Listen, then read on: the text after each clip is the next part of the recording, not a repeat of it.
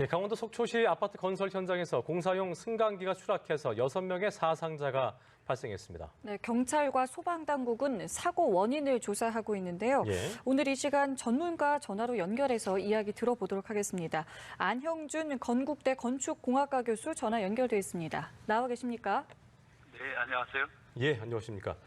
자, 오늘 오전 강원도 속초시 조양동의 한 아파트 공사장에서 근로자 4명이 탑승한 공사용 승강기가 15층 높이에서 추락하는 안타까운 사고가 발생을 했는데요. 먼저 교수님께서 이번 사고가 어떻게 발생하게 된 건지 좀 개요부터 좀 짚어주시면 좋을 것 같습니다. 네, 우선 먼저 참 안타깝고 어이가 없는 사고라고 저는 판단하고 있고요. 예.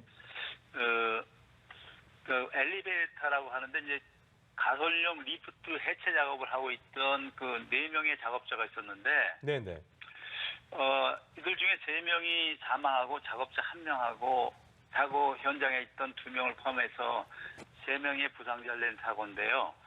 해체 작업에 대한 기본적인 매뉴얼만 지켰어도 이와 같은 붕괴 사고는 막을 수 있다고 저는 그렇게 생각하고 있습니다. 예, 매뉴얼을 지금 지적을 해주셨는데 일단은 이 동료 근로자들의 말에 따르면 이 공사용 승강기 구조물을 철거하던 중에 변을 당했다 이렇게 이야기를 하고 있습니다. 이게 일반적인 절차인지 궁금한데요.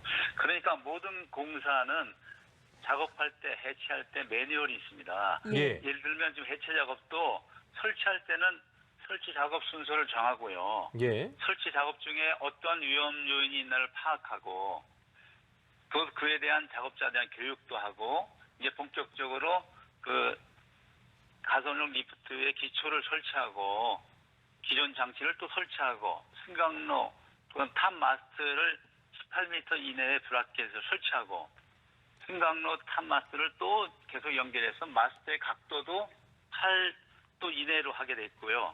그다음에 탑 마스트를 고정 지지대를 설치하는데 60mm 이하에 내 설치하게 돼 있고 또 케이블 지지대를 설치하고 케이블을 설치해서 이제 승강용 가솔용 리프트 설치가 완료되고 이 순서의 역순으로 차근차근 해체 작업을 해야 되는데 이 해체 작업 이 순서에 뭔가 미스가 있었던 것 같습니다.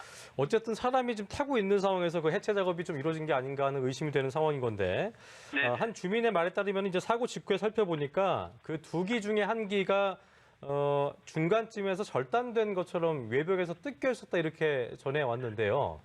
교수님께서는 이 대목을 좀 어떻게 해석하셨습니까? 그러니까요.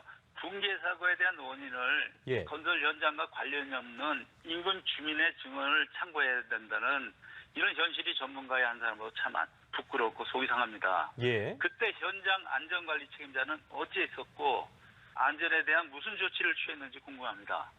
안전관리 책임자가 직접 현장에서 해체 작업에 대한 매뉴얼대로 잘 하고 있는지 작업자들을 확인하고 만약에 전조조상과 같은 조그만 문제가 발견됐다면 즉시 적절한 조치를 취했다면 이와 같은 사고는 절대 일어나지 않을 것이라고 생각합니다. 그러니까 사전에 예방을 할 수 있었다라는 말씀이신데 그렇습니다. 거기에는 안전에 대한 책임자가 반드시 있거든요. 그런데 인근 주민의 그 증언을 가지고 사고에 대한 얘기한 거 굉장히 전문가의 한 사람으로 부끄러운 일입니다.